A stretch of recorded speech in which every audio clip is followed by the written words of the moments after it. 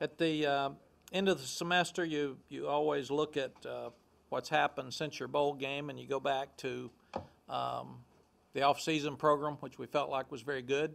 Usually it is, because guys are working and competing for spring practice.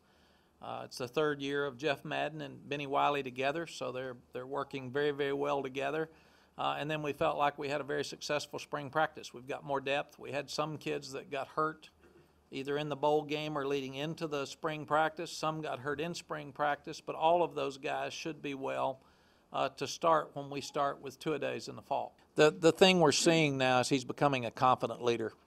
He's pulling kids in, and even in the team meeting last night, they all came back last night, and he was up front high-fiving them and talking to guys before we even walked in. So he's at definitely at a different place than he was. He is the guy on offense that's running the team. He is the quarterback. We're not in here talking about who's going to be the quarterback now for the first time in the last 2 years.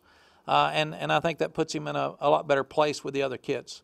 Things have changed, and for somebody to be here 16 years, you have to change with it. So when we got here, we were the change. We made a lot of changes in the landscape and recruiting in this state and this area, and then that changed, and it worked for us a long time. So if it got off track some, it's our job to figure out what's the best way to do it and fix it, and we think we're doing that. We hired Patrick Suttis, and it's basically as the head recruiter from Alabama probably a couple of months ago, and it's working out really well for us.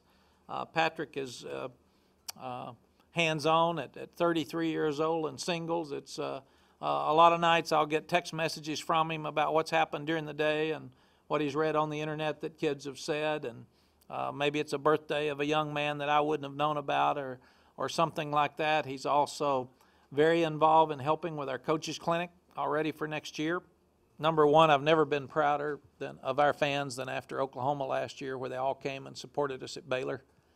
A lot of people wouldn't have because of the way we played in that game, and I walked out of there that night saying, you know, the Texas fans are the best. They're really good, and they care about this place.